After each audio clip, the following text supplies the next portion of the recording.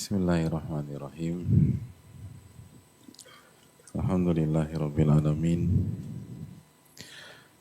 Wa bihi nasta'in ala umuri dunya wa din. Wassalatu wassalamu ala ashrafi anbiya wal mursalin. Wa ala alihi wa sahbihi. Wa man sara ala nahjihi bi ihsanin ila yaumi din wa ba'd. Allahumma inna nas'aluka ilman nafi'a wa na'udzubika min ilmin la yanfa'. Allahumma alimna ma yanfa'una wanfa'na bima 'allamtana. Allahumma aslih lana umurana kullaha wa aslih ulata umurina wa umura baladina wa sya'bina khasatan al-musabin bil masa'ib fi hadhil ayyam fansurna wal muslimin al-madlumina fi Filistin wa fi kulli makan. Alhamdulillah, kita panjatkan puji dan syukur kita kepada Allah Tabaraka wa Ta'ala atas segala nikmat dan karunia yang Allah berikan kepada kita. Sebagaimana salawat dan salam semoga tercurah kepada Rasulullah SAW. Kita meminta kepada Allah Subhanahu wa Ta'ala dengan nama-nama yang husna dan sifat-sifat yang maha mulia, Allah perbaiki urusan kita, urusan pemimpin-pemimpin kita, urusan bangsa dan masyarakat kita, khusus yang terkena musibah di Aceh, di Sumatera Utara, Sumatera Barat, Jawa Barat, dan berbagai macam tempat, termasuk yang berada di tengah-tengah kita ataupun kita sendiri. Dan semoga Allah menolong kita dan saudara-saudara kita khususnya di Palestina dan berbagai macam tempat, dan Allah memberikan keberkahan pada kita, memberikan kita ilmu nafi dan menjauhkan kita dari ilmu yang tidak bermanfaat. Allah Subhanahu wa Ta'ala Maha berkuasa atas segala sesuatu. Alhamdulillah, kita bersyukur kepada Allah Subhanahu wa Ta'ala karena Allah kembali memberikan taufiknya kepada kita sehingga kita bisa bersua, dan semoga Allah Subhanahu wa Ta'ala memberikan kita keberkahan di majelis yang mulia ini.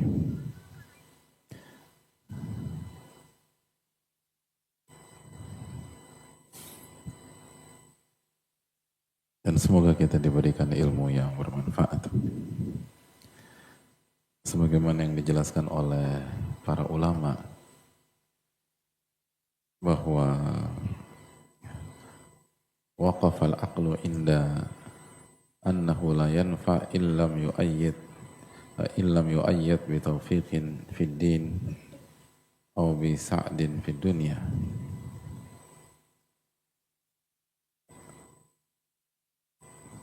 Akal dan kecerdasan itu akan menyimpulkan bahwa ia tidak bisa memberikan manfaat jika tidak disupport dengan taufik dari Allah Subhanahu wa Ta'ala di dalam agama dan kebahagiaan di dunia.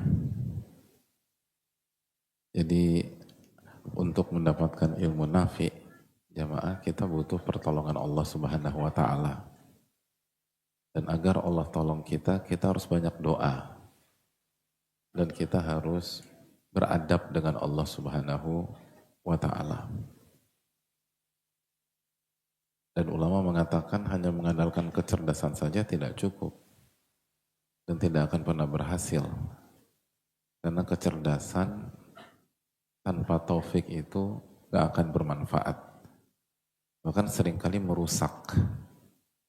Akhirnya nanti jadi ngebodoh-bodohin orang, tricky dalam hidup, lalu menghalalkan segala cara, mempermainkan pihak lain, dan akhirnya dia akan sengsara di dunia dan di akhirat.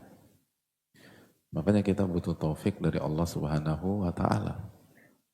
Dan agar Allah memberikan taufik kepada kita, kita harus meminta. Iyyaka na'budu wa iyyaka nasta'in. Hanya kepada Engkau kami beribadah dan hanya kepada Engkau kami meminta pertolongan. Lalu beradablah kepada Allah Subhanahu wa Ta'ala. Beradablah kepada Rabbul Alamin. Karena kalau kita tidak beradab kepada Allah, Allah nggak akan tolong kita. Ini hal penting. Maka semoga Allah memberikan pertolongan dan taufiknya kepada kita. Amin ya rabbal alamin. Hadirin Allah muliakan.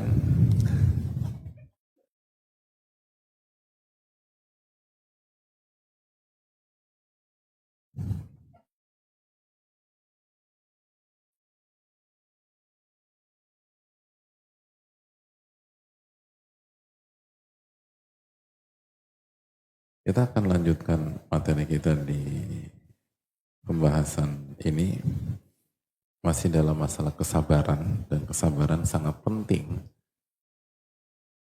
Karena itulah para ulama mengatakan bahwa agama itu dua intinya, syukur dan sabar. Bahkan dijelaskan para ulama, bersyukur pun butuh kesabaran. Jadi nggak bisa kita lepaskan dari kehidupan kita. Maka kita perlu bicara cukup dalam masalah kesabaran. Karena kita tahu bersama bahwa nasihat kesabaran secara global atau general, mayoritas itu nggak efektif. Gitu loh. Berapa kali dalam hidup kita mendapatkan nasihat, sabar mas, sabar bro, sabar sis, sabar cin, dan seterusnya. Dan berapa kali itu nasihat efektif? Gitu loh. Kan demikian. Pernah dapat nasihat, sabar mas? Enggak pernah. Kalau sabar bang, enggak pernah itu. Ya sama aja, cuma beda mas sama bang doang. Enggak pernah dapat nasihat sabar seumur hidup? Pernah, oke. Oke, berapa yang efektif? Hah? Enggak ada. Ya itu masalahnya. Karena seringkali kita tuh clueless hadirin, gitu loh. Iya sih sabar, dan sabar kan susah. Sabar itu susah, gitu. Kalau kita nggak belajar secara dalam, seringkali kita nggak ngerti. Sama kayak misalnya, hadirin nggak pernah belajar sholat dan nggak pernah ngelihat orang sholat gitu loh. Misalnya datang dari negeri entah berantah gitu, lalu masuk Islam, terus solusinya apa nih? Sholat mas. Oh sholat. Ya udah sholat. Kalau kita hanya mendapatkan perintah sholat secara general, tanpa belajar bagaimana tata cara sholat lebih detail, kira-kira bisa sholat nggak? Nggak bisa. Makanya dalam ilmu usul fikih ada kaidah al-mujmal la yu'mal. Sesuatu yang global itu nggak bisa diamalin. Sesuatu yang masih global atau general butuh diperinci biar dia bisa diamalkan.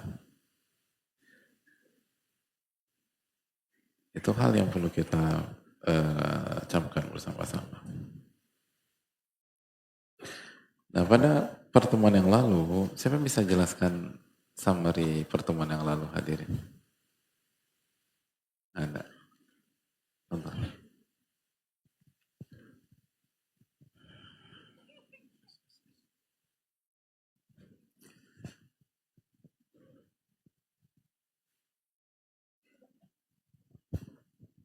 Oke, bismillahirrahmanirrahim. Assalamualaikum warahmatullahi wabarakatuh, Ustaz. Waalaikumsalam.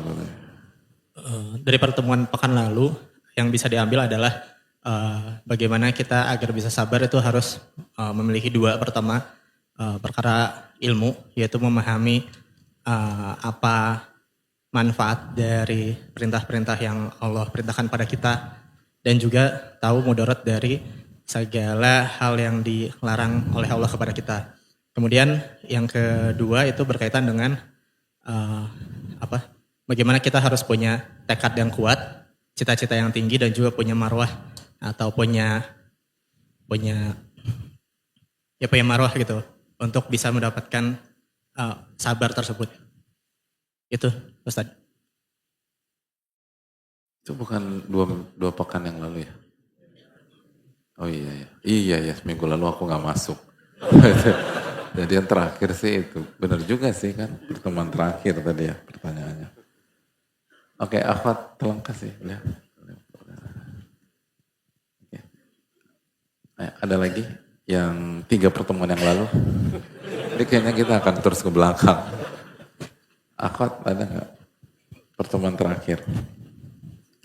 Jadi terakhir dia datang berarti itu. Titik-titiknya. Ada?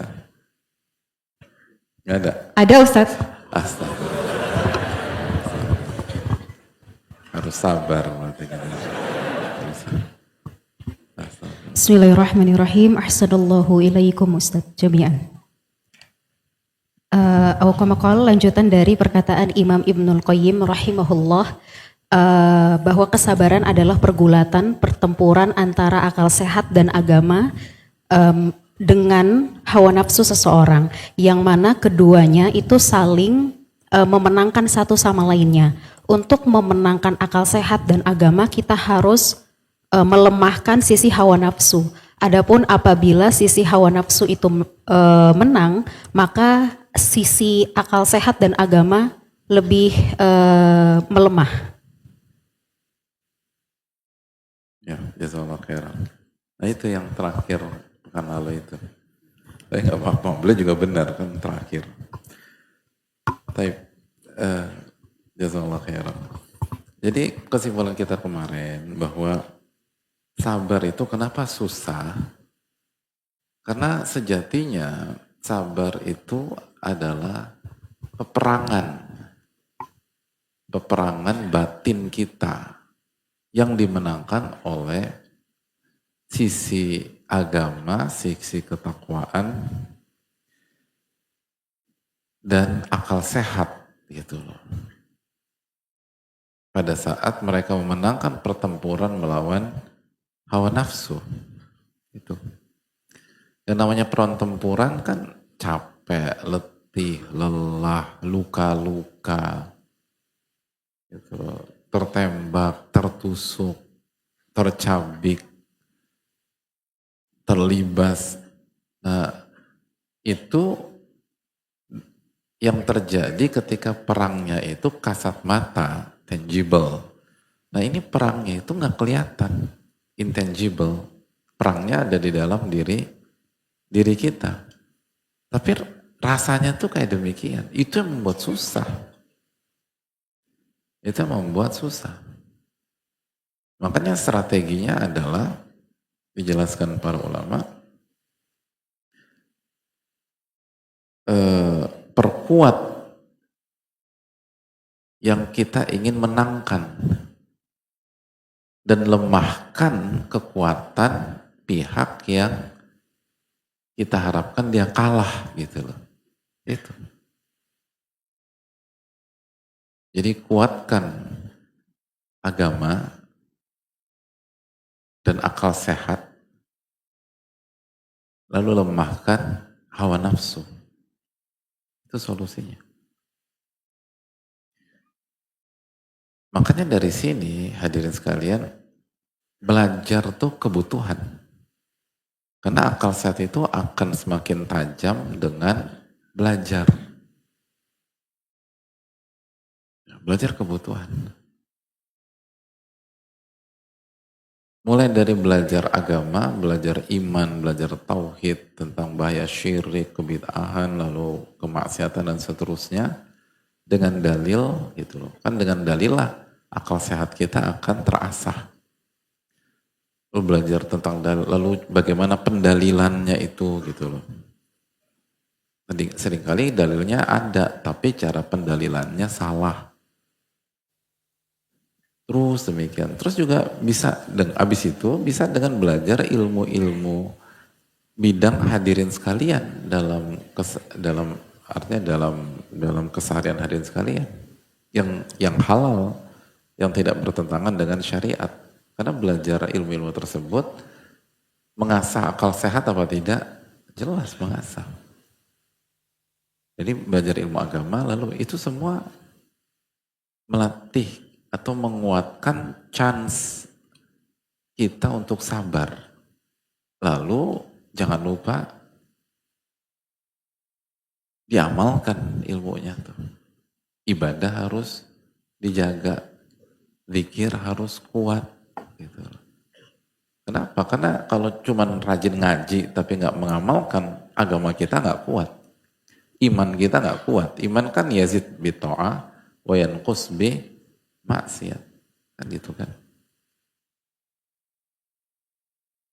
Iman itu kan 5 nun dalam akidah Ahlussunnah wal Jamaah. Siapa yang bisa jelaskan 5 nun? 5 huruf nun. Nah itu. Coba. Belum.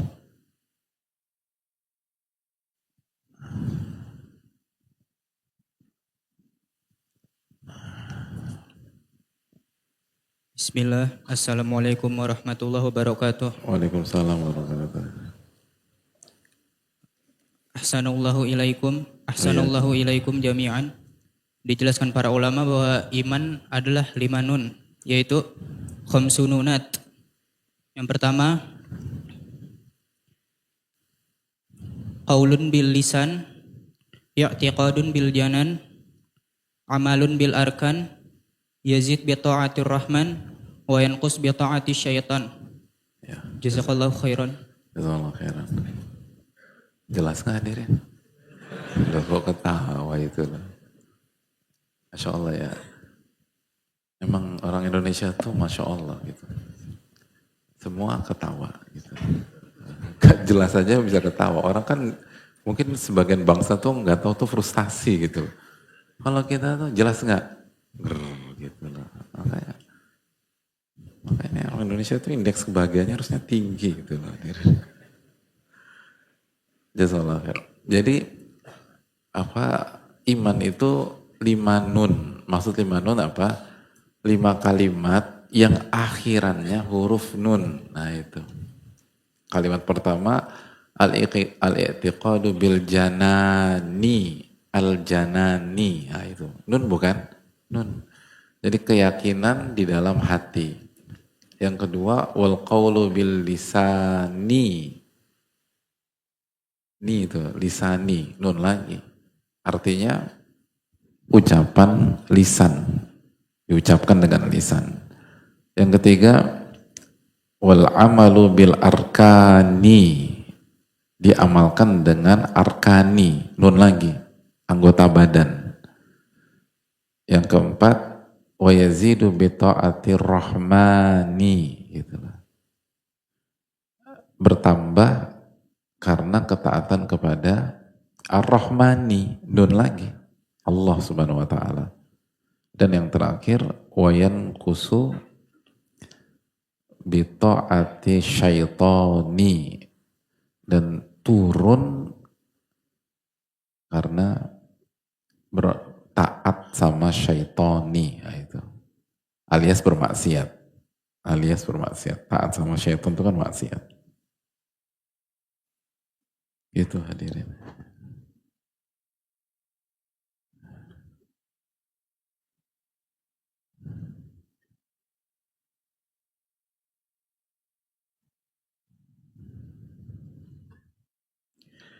Jadi hadirin Allah muliakan. Jadi kalau kita ingin bisa sabar, ya kita harus benar-benar ngejaga ilmu kita, kajian kita, lalu jadi lifelong learner, pembelajar sejati, lalu zikir dijaga, baca Quran dijaga, lalu ibadah dijaga, dapat ilmu berusaha kita amalkan. Itu tanpa sadar gitu misalnya. Itu akan membuat kita lebih mudah bersabar ketika ada ujian, ketika ada musibah, ketika ngadepin orang gitu. Belum lagi tadi di waktu yang sama secara paralel hawa nafsu kita itu direm. Hawa nafsu kita apa? Direm. hawa nafsu kita itu dikontrol dan dilemahkan. Dan mulai dari hal-hal sederhana, keseharian. Gitu loh.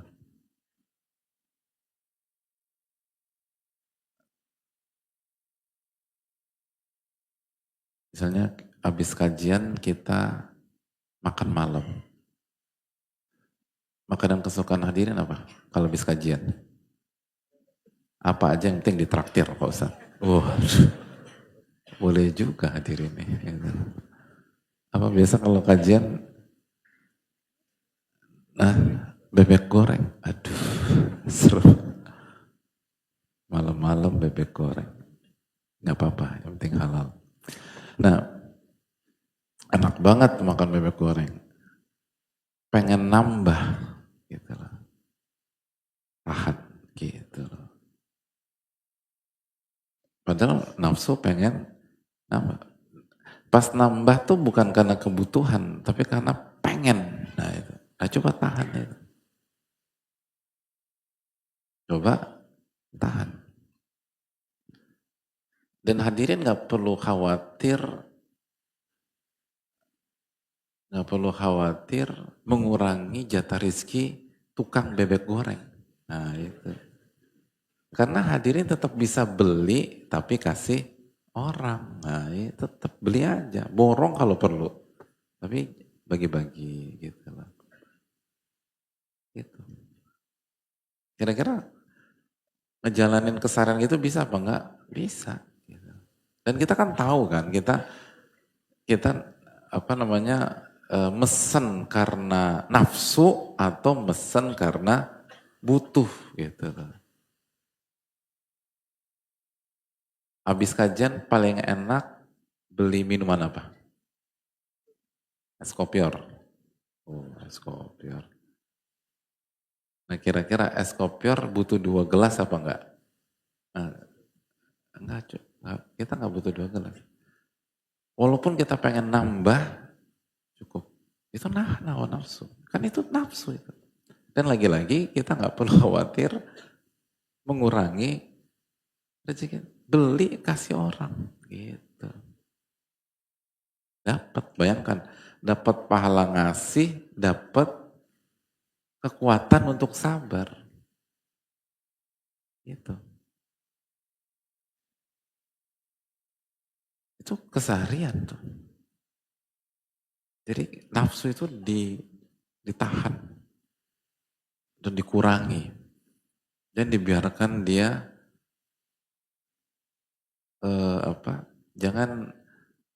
jangan melihara anak singa gitu. Jangan dikasih asupan, begitu kena musibah, dia nyikat kita hadirin.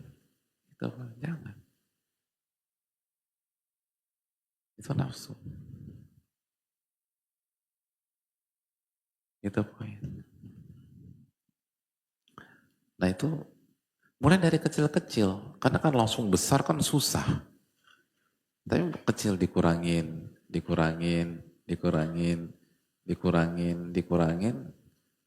otomatis bisa. Biiznillah. Atau sebaliknya, ini memberi. Kalau kita ingin berinfak sedekah atau memberi, kira-kira pengalaman hadirin berinfak sedekah selama ini berjalan mulus tanpa hambatan atau godaannya banyak? Banyak. Gitu loh. Misalnya mau kasih langsung atau kontak infak lewat, itu kan udah perang batin kita. Ngasih nggak ya?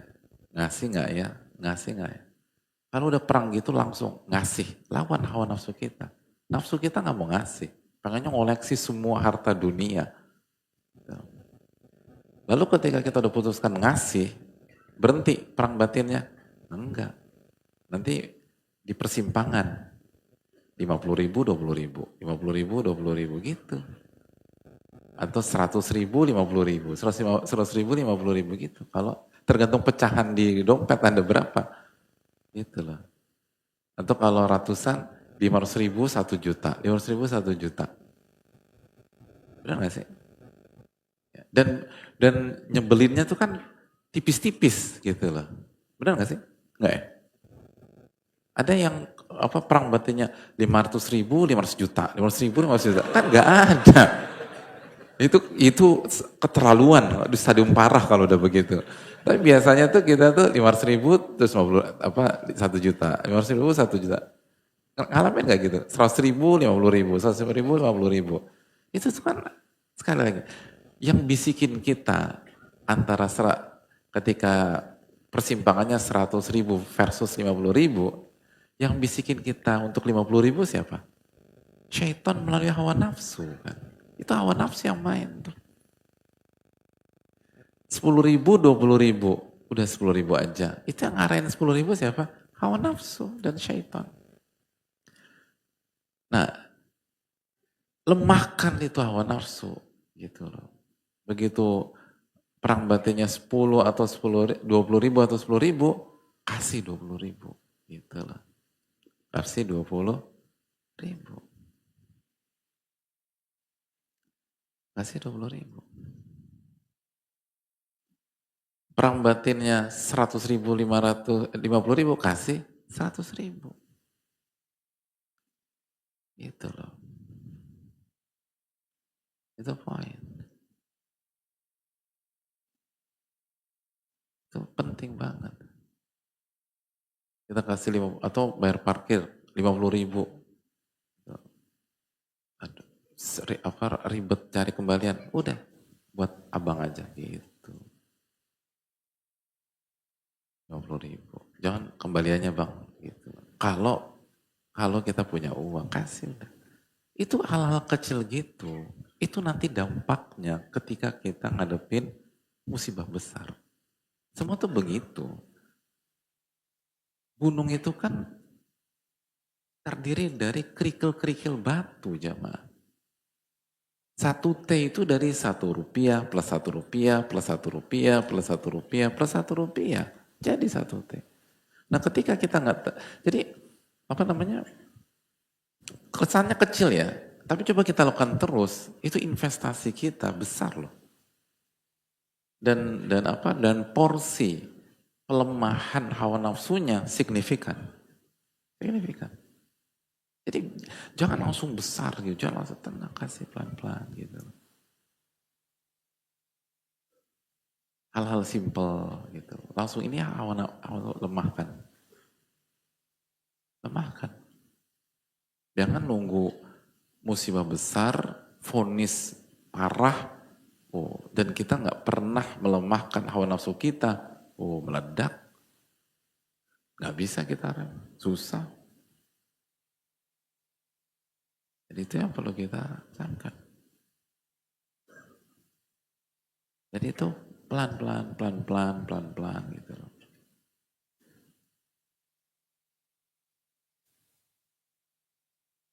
Jangan semuanya tuh dituntut atau hak kita, jangan semuanya dikejar. Ada hak lepaskan. Gitu loh. Nafsu kita kan yang pengen sapu bersih itu semua. Akhirnya kita berantakan. Jadi artinya Ibnul Qayyim rahimahullah ta'ala memberikan kita konsep yang clear, jelas, dan keseharian. Kuatkan sisi iman dan akal sehat Anda, lemahkan sisi hawa nafsu. Anda kan bisa sabar. Makanya kan tadi kita balik lagi. Makanya seringkali nasihat sabar secara general nggak pernah efektif. Karena nggak begitu sabar mas, kita nggak ngerti harus ngapain. Kalau ini kan jelas. Tingkatkan kekuatan iman Anda, lalu akal sehat Anda harus baca, Anda harus ini. Karena kan nanti kan begitu ada ujian, perangnya di situ. Perangnya di sana. Begitu akal sehat kita sudah terbiasa, udah diasah dengan membaca, menganalisa, lalu uji kasus, latihan trial and error gitu loh, test and learn dan seterusnya. Maka begitu berhadapan dengan hal-hal besar dan serius, dia bisa berpikir logis. Gitu loh. Bisa berpikir logis. Dan dasarnya kuat, keimanan. Maka kita bisa mengalahkan hawa nafsu. Itu poin. Jadi itu penting banget ya, benar. Makanya kalau kita lihat kehidupan Nabi SAW kan itu. Sallallahu alaihi wasallam. Bagaimana beliau standarnya tinggi gitu loh. Beliau nggak terima sedekah, nggak terima zakat, dan keluarga beliau nggak terima sedekah, nggak terima zakat, otomatis kan main di atas. Itu nggak mudah loh gitu loh. Susah. Nafsu selalu pengen duit, nafsu selalu pengen uang. Nabi SAW puasa wisol, gitu loh. Kita puasa sampai maghrib aja, setiap adzan kita berharap maghrib gitu loh. Padahal baru jam 12 siang. Kayaknya adzan, iya adzan zuhur mas. Belum maghrib ini loh. Jadi nggak mudah itu. Gitu. Lihat Nabi SAW. Jadi memang kalau hadirin lihat sunnah Nabi SAW dan kehidupan kasih Nabi SAW, memang sosok ini, Sallallahu Alaihi Wasallam, sosok yang kita kagumi ini, memang kehidupannya itu di apa kehidupannya itu memang terpola untuk bermain di level sabar tertinggi memang. Memang demikian. Di level sabar tertinggi. Beliau kita tahu bersama di rumah Nabi SAW bisa beberapa hari tidak ada pergerakan di dapur gitu loh. Emangnya kalau beliau mau nggak bisa? Ya bisa lah. Itu para sahabat kasih nyawa, bukan kasih duit lagi. Siap kalau beliau mau. Untuk Nabi SAW. Tapi kan beliau nggak mau. Kenapa? Ya karena semua itu harus dibangun dari kegiatan sehari-hari. Nggak bisa enggak. Kita tahu hadis Aisyah ketika pembahasan fikih. Bolehnya niat setelah subuh bagi puasa sunnah. Hadisnya apa? Nabi SAW tanya, Aisyah ada sarapan apa? Ada makanan apa? Kata Aisyah, nggak ada ya Rasul. Oke kalau gitu saya puasa. Sadar nggak sih itu cara Nabi SAW? Gitu loh. Kan Nabi SAW nggak bilang, ya udah pesan aja dari Fatimah tuh, nitip, kan deket rumahnya, sallallahu alaihi wasallam. Aja kamu kontak Abu Bakar ya, gitu. Masa papa mau nggak kasih, kan gitu. Lu kalau Nabi SAW mau, semua dikasih, serumah-rumahnya dikasih sama Abu Bakar, radhiyallahu taalaan. Apalagi cuma isi dapur. Tapi belum nggak mau. Ya, jadi gini loh zaman sekarang, ini kan menunjukkan bahwa ya kalau manusia tersabar sallallahu alaihi wasallam saja, pakai proses gitu loh. Masa kita tiba-tiba hari ini ngaji berharap nanti malam langsung jago sabar tanpa ada proses, nggak bisa. Semua harus coba itu, kuatkan sisi agama dan akal sehat kita, lemahkan sisi syahwat kita. Itu poin. Selalu demikian. Selalu demikian. Dilemahkan. Dan mulai dari hal-hal yang kecil. Karena kalau langsung besar susah, beneran susah. Tapi hal kecil gitu loh. Latihan begitu.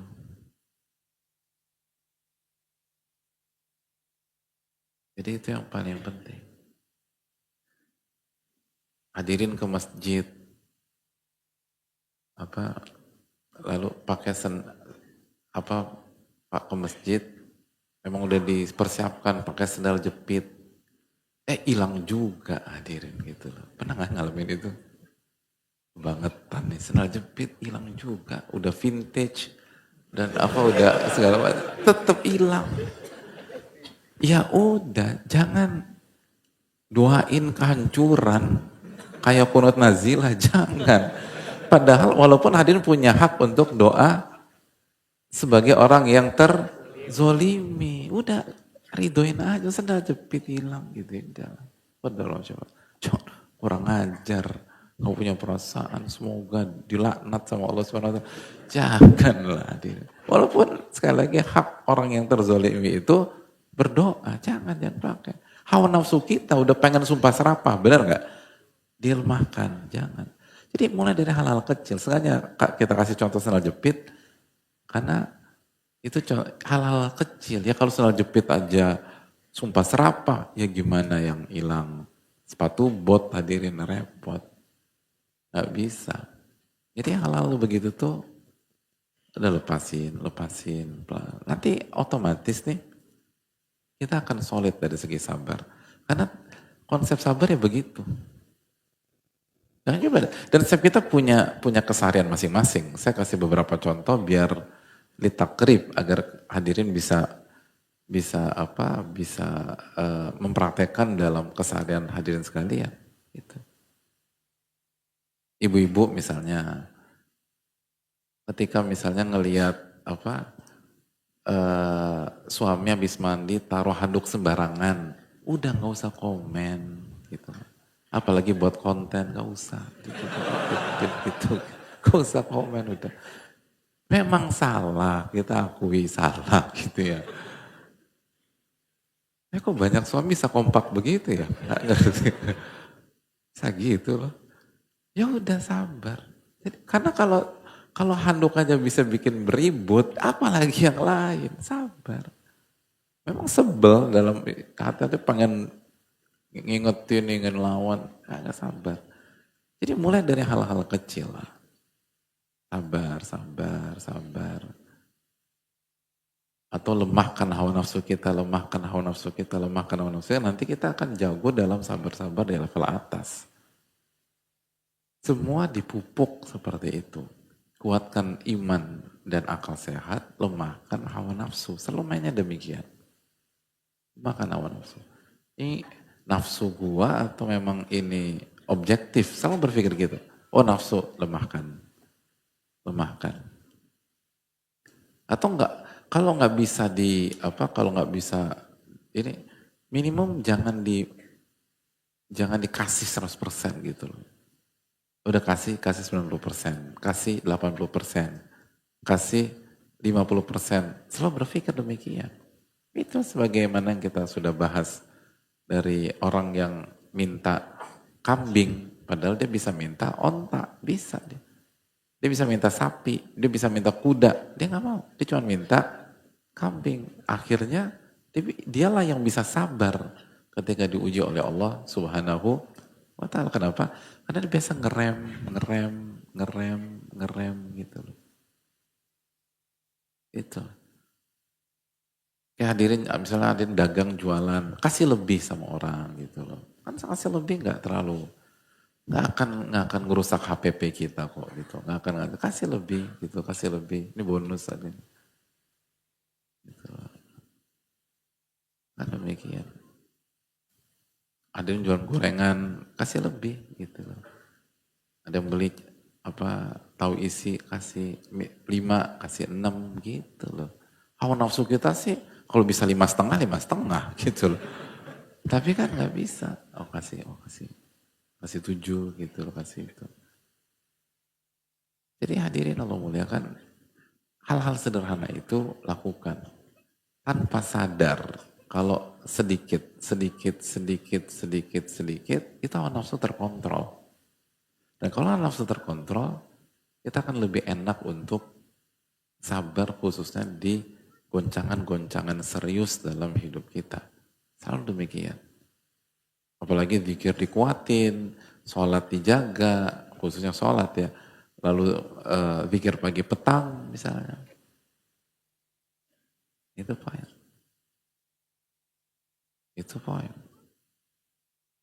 Ya hadirin kan lihat Nabi Yusuf alaihissalam ketika bisa sabar menghadapi istri Al-Aziz, itu kan bukan cuk langsung itu, enggak. Track record beliau kan panjang hadirin. Track record beliau panjang. Itu anak yang berbakti, terus itu disingkirkan sama kakak-kakaknya, beliau berusaha tahan gitu loh. Ditaruh dalam sumur, kan nggak, kita lihat riwayat nggak ngamuk-ngamuk, nggak teriak, nggak histeris, tahan. Gitu. Maka ketika berhadapan dengan kondisi yang sangat genting gitu, itu skandal besar yang ditawarkan oleh istri Allah, itu skandal besar loh. Beliau bisa sabar dan bahkan mengatakan bahwa penjara lebih aku sukai daripada mengikuti kemauan wanita-wanita tersebut. Bayangkan milih penjara. Itu kurang sabar apa? Tapi kan lihat pelan-pelan itu dibangun jamaah. Bukan langsung curug-curug demikian. Nah itulah yang harus diharapkan. Pelan-pelan, pelan-pelan, pelan-pelan. Dan kita ngelist apa yang kita bisa, apa yang kita bisa lepas, kita bisa ini gitu. Itu. Banyak banget dalam kehidupan keseharian kita. Atau misalnya pre-loved misalnya kan, apalagi buat buat saudara-saudara kita bencana, kan mereka butuh baju gitu. Seringkali kan kalau terus butuh baju layak pakai gitu. Biasanya kan, coba jujur deh, ketika ada acara pre-loved atau baju bencana, baju layak pakai, lalu kita tergerak nih, gitu loh. Kira-kira keluarin bajunya semulus melaju di tol Jagorawi ketika jam 1 malam atau ada beberapa drama? Beberapa drama. Ibu-ibu gimana Bu? Langsung dikeluarin gitu? Ini masih bagus keluar gitu enggak? Atau dilihat, coba gitu. Gitu. Pas coba keren gitu. Padahal 2 tahun kita nggak pernah pakai tuh baju. Coba cek, bagus, sayang, taruh gitu. Nanti sayang nggak ada gitu. Aku pisahin yang ini buat dikasih, ini yang ternyata masih bagus. Sayang, gitu. Coba nanya, bagus nggak? Bagus, sayang gitu. Jadi semuanya sayang. Akhirnya nggak jadi kecuali 1-2 baju. Udah nih taruh lagi di lemari. Habis taruh lemari, besoknya dipakai nggak? Enggak, itu buktinya tuh, enggak. Berarti ketika kita tahan baju itu yang main apa? Hawa nafsu. Hawa nafsu. Itu hal kecil loh. Tapi kita kebawa pola itu terus.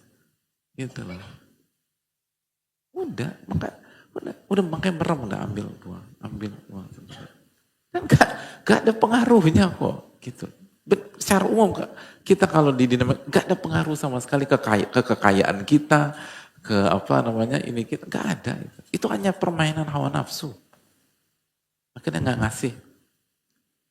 Itu kita belum bicara ngasih baju baru gitu loh. Apalagi kasih baju baru, dramanya lebih panjang lagi. Ya baju yang sangat layak pakai yang kita punya. Tapi itu tadi. Makanya kalau udah mau ngasih, udah jangan dicoba. Udah langsung kasih. Jangan dicoba. Begitu dicoba itu buka pintu. Gitu loh. Hawa nafsu dan syaitan menggagalkan misi kita. Dan akhirnya berhasil. Dan kita lupa ketika kita gagal dalam mengecilkan hawa nafsu ini, dampaknya panjang ke depan.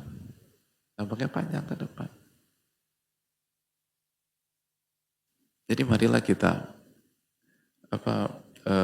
audit ya keseharian kita selama ini sehingga kita benar-benar bisa menjalankan konsep ini karena konsep ini penting banget, sangat penting. Sekali lagi, sebagaimana pembahasan yang sebelum-sebelumnya, ini tentang sisi teori dan sisi praktek, harus ada sisi praktek.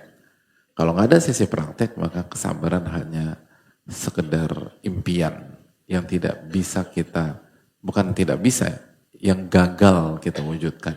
Padahal kita bisa dengan taufik Allah Subhanahu wa ta'ala. Selalu berpikir demikian, lemahkan,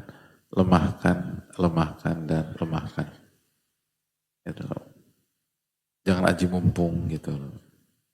Jangan ini, kalau udah cukup. Jangan nambah lagi, padahal kita udah cukup. Itu kan ngelemahin, kontrol. Jangan pengen semua, sisakan gitu. Selalu demikian. Kalau ada mau beli baju bisa beli 4, cukup 2 gitu loh. Karena kadang-kadang artinya kita enggak, hal-hal kayak gitu bukan dari kebutuhan atau objektivitas, tapi itu lebih kepada hawa nafsu dan pengen A, pengen B, pengen C, pengen D, dan seterusnya. Dan itulah yang menjadi anak singa. Dikasih makanan terus, dikasih asupan terus, dikasih asupan terus, sampai kuat. Begitu kuat merekam kita. Nggak bisa kita sabar lagi. Allahu ta'ala alam bisawab. Itu poin.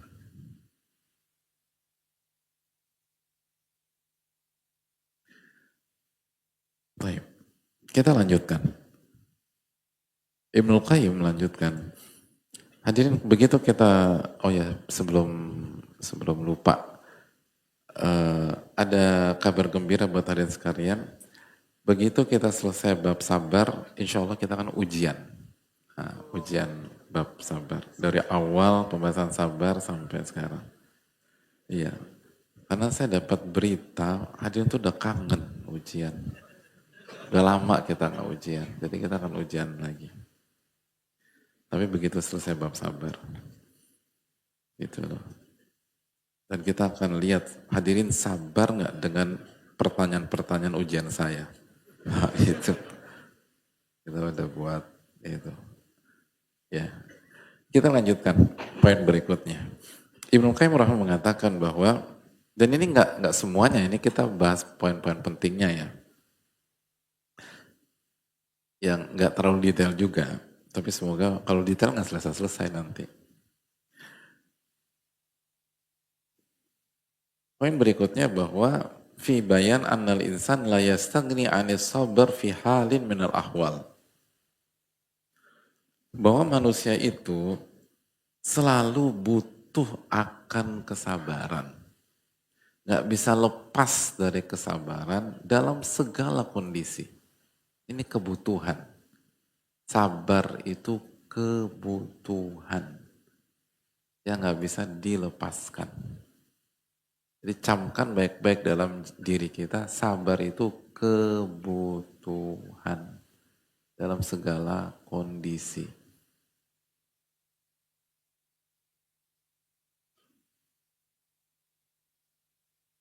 Itu selalu ini kebutuhan. Jadi ketika kita bicara sabar, kebutuhan. Jadi jangan dari sini sebelum kita mulai, sebelum kita masuk poin, dari sini jangan lagi kita bilang, gue orangnya nggak bisa sabar bro, nggak bisa gitu. Itu kayak gue orangnya nggak makan bro, mati Anda kalau nggak makan. Tapi gak ada orang ngomong begitu. Makan itu primary need, itu kebutuhan pokok. Sabar juga gitu. Jadi jangan bilang, kalau gue nggak bisa sabar. Itu sama kalau gue nggak bisa makan. Ya lo ngapain selama ini? Nggak mungkin. Pasti lo makan. Jadi sabar tuh kebutuhan. Jangan pernah bilang nggak bisa. Gitu loh. Atau misalnya, sampai kapan gue harus sabar? Gitu. Kan sering kali gue bilang itu. Gitu. Sering banget gitu. Ya sampai meninggal gitu loh. Gitu. Atau pertanyaan, apakah sabar ada batasnya? Nah, gitu kan. Ada pas meninggal gitu. Bisa udah selesai sabar. Terus begitu. Jadi kita banyak pertanyaan-pertanyaan yang terjawab dalam poin ini. Nah. Masa gue terus yang disuruh sabar? Suka gitu nggak? Ya gitu, kayak agak dalam juga nih. Kalimat-kalimat ini tuh kayaknya seringkali tuh diri kita banget tuh. Gitu.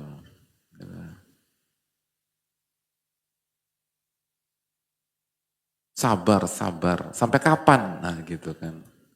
Jadi kalimat-kalimat demikian itu terjawab dengan dengan poin ini bahwa manusia itu butuh kesabaran dan nggak bisa lepas dari kesabaran dalam setiap kondisi.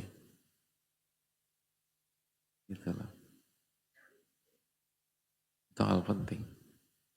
Gitu loh.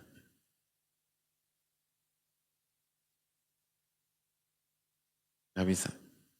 Harus sabar. Gitu loh. Harus sabar. Jadi itu sebuah hal yang tidak tepat. Ketika orang berpikir kita bisa rehat sejenak dari kesabaran, nggak bisa. Setiap kondisi kita butuh kesabaran. Makanya kata Ibnu Qayyim, madama qalamu taklif jariyan alaihi la yastagni 'ani sabr fi hal minal ahwal. Selama pena taklif atau beban syariat dan takdir itu berjalan pada diri manusia, ia tidak pernah bisa lepas dari kesabaran. Dia tetap butuh kesabaran dalam segala kondisi, nggak bisa. Gitu loh. Jadi keliru. Ada orang bilang tadi gitu loh, atau habis kesabaran saya mau cerai. Ya cerai-cerai aja kalau benar, tapi jangan bilang kesabaran habis. Karena bercerai itu juga butuh sabar gitu. Nggak mungkin kesabaran habis itu. Itu klaim sepihak aja. Jadi mau lanjut, mau cerai gitu, mau talak 1, talak 2, talak 3, itu semua harus pakai sabar kalau mau berkah. Dan memang selalu ada kesabaran di sana.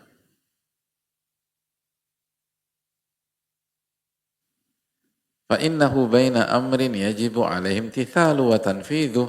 Karena manusia itu, hidupnya itu, kalau enggak bertemu dengan perintah yang wajib dia kerjakan, وَنَحْيٍ يَجِبُ عَلَيْهِ جِنَابُهُ وَتَرْكُهُ, atau dia bertemu dengan larangan yang wajib dia jauhi, وَقَدَرٍ يَجِبُ عَلَيْهِ صَبْرُ عَلَيْهِ اتِّفَاقًا, atau dia kena musibah, ada masalah, ada ujian, ya dia harus hadapi. Dan semua itu butuh kesabaran. Wa ni'matin yajibu alaihi syukrul mun'im 'alaiha.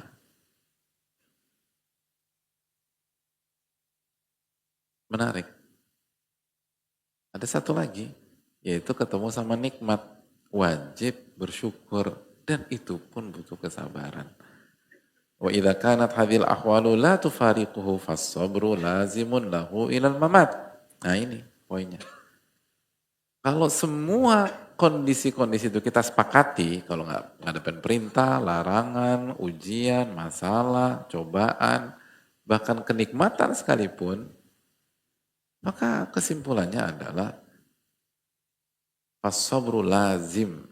Kesabaran adalah sebuah kelaziman, dan kesabaran adalah sebuah hal yang tidak bisa dipisahkan, dan kebutuhan pokok yang nggak boleh terpisah ilal mamat, sampai dia meninggal. Nah itu batasan sabar itu sampai meninggal. Gitu. Jadi kalau gue nggak mau sabar lagi, ya berarti lo mau mati hari ini, gitu. Dia mau minta mati, emang mati gampang apa? Sakratul maut tuh butuh kesabaran juga. Kadang-kadang kita suka lucu, hadirin. Itu hadirin.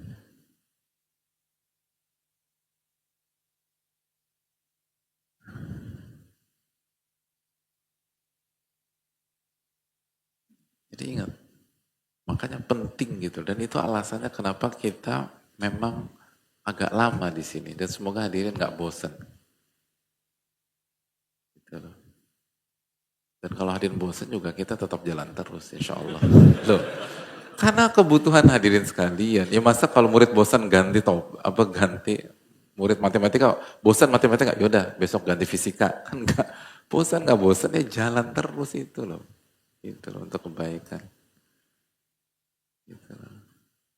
Dan belajar gitu gak sih? Ya, antum belajar bahasa Inggris, bosan bahasa Inggris, yaudah bubar. Kan nggak bubar. Ya bosan nggak bosan ya jalan terus aja. Apalagi ini kesabaran butuh sabar. Nah itu. Iya makanya kita buat lama karena harus dibuktikan nih kita sabar nggak ngadepin materi yang belum selesai. Dan nanti ditutup dengan ujian. Alhamdulillah. Insya Allah husnul khotimah.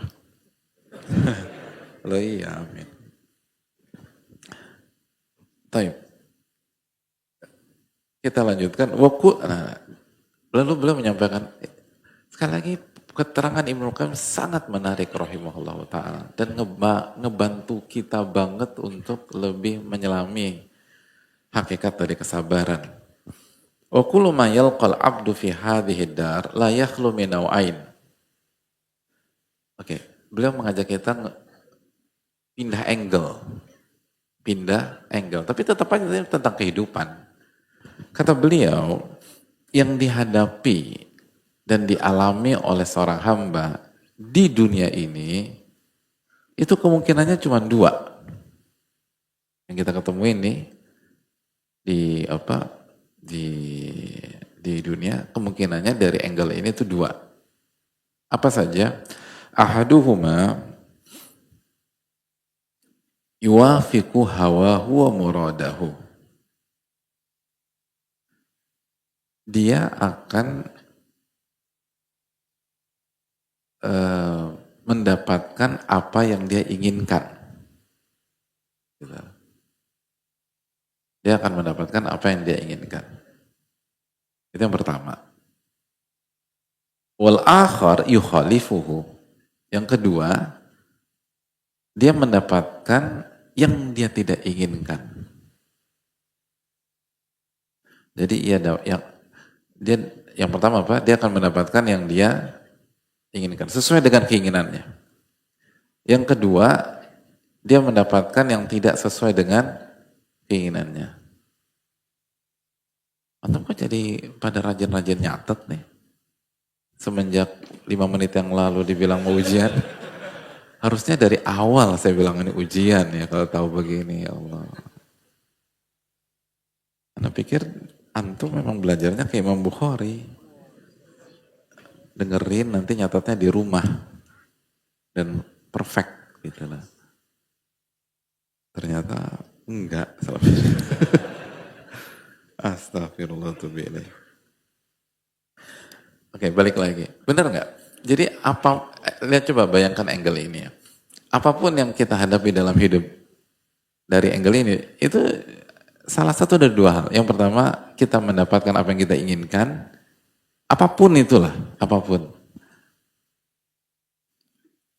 Baik, dan ini nggak ada kontradiksi, ini memperkaya pemahaman aja, memperdalam. Sama sebenarnya. Perintah larangan kan gitu kan, ada perintah yang cocok buat kita, ada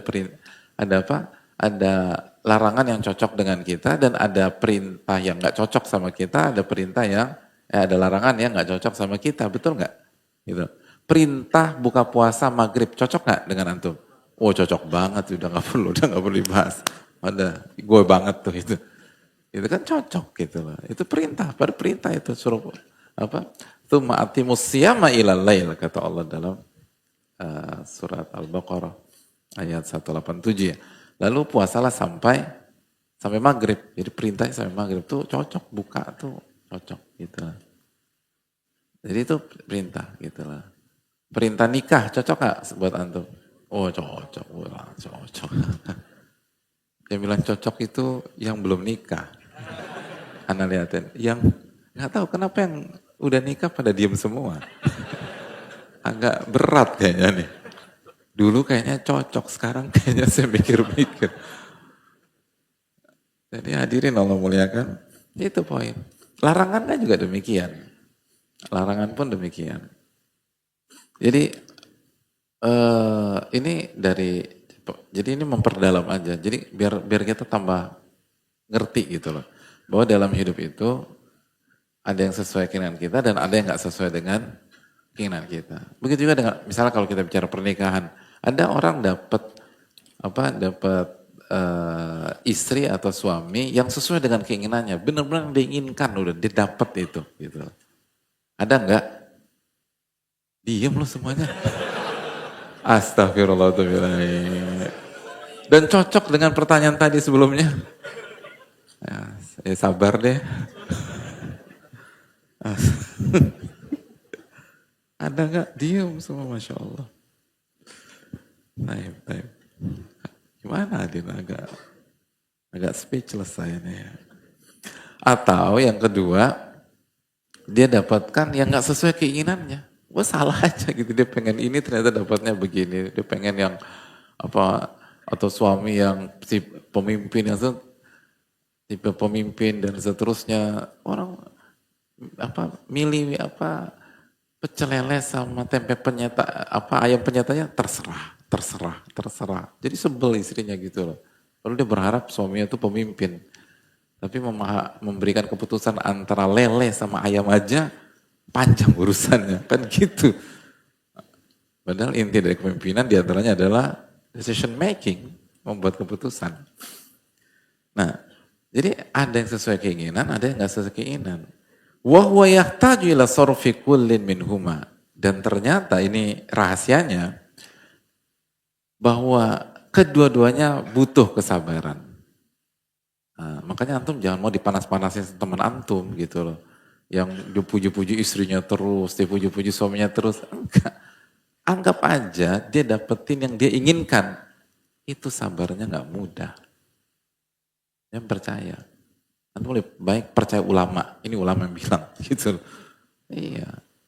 Dapetin yang sesuai dan yang dapetin nggak sesuai. Sama-sama butuh sabar gitu loh. Cukup terhibur nggak hadirin? Agak ini ya, mengaitkan moral ya.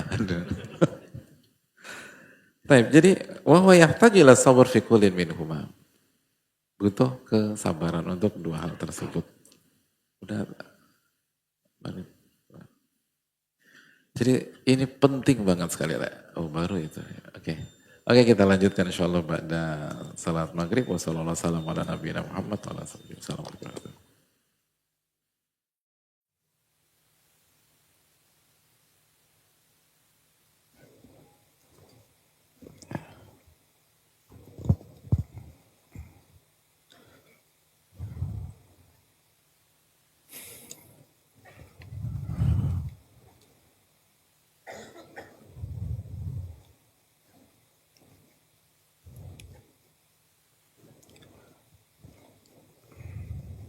Assalamualaikum warahmatullahi wabarakatuh. Bismillahirrahmanirrahim. Alhamdulillah wassalatu wassalamu ala rasulillah wa ba'd. Allahumma inna nas'aluka ilman nafi'a wa na'udzubika min ilmin la yanfa'. Hadirin, kita buka sesi tanya jawab. Semoga Allah memberikan taufik karena waktu nggak cukup untuk poin yang ingin disampaikan. Insya Allah kita akan bahas di pertemuan yang akan datang tentang pembahasan kita tadi. Dan ada 4 poin penting, bahkan sangat penting. Dan kalau bagi saya 4 poin mind blowing dalam masalah sabar. Tapi kita butuh waktu yang lumayan. Antum siap sampai subuh nggak? Ya udah. Kalau antum siap, Anda nggak siap. Jadi Anda mau pulang. Jadi kita bahas di pertemuan akan datang aja. Tapi 4 poin ini sangat mind blowing untuk masalah kesabaran. Tapi semoga Allah mudahkan.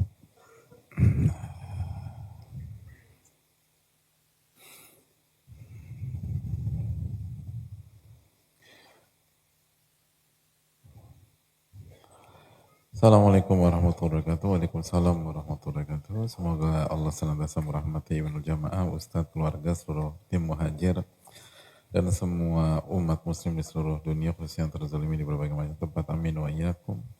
Begitu juga bagi yang bertanya. Izin bertanya Ustaz, kata para ulama sabar itu pada hentakan pertama.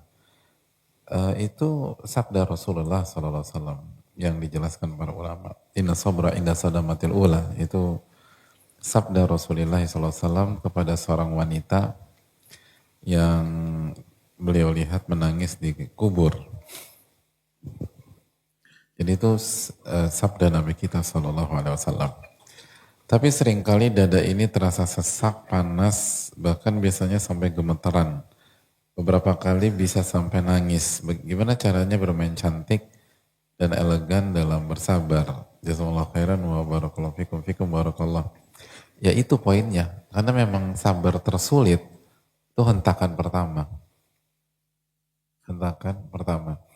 Makanya sebagian ulama klasik kan mengatakan bahwa sesuatu itu, ini kaidah kehidupan ya, sesuatu itu dimulai dari kecil, lalu tumbuh, berkembang menjadi besar. Gitu loh. Kecuali musibah. Musibah itu besar, lalu berturun, menyusut itu.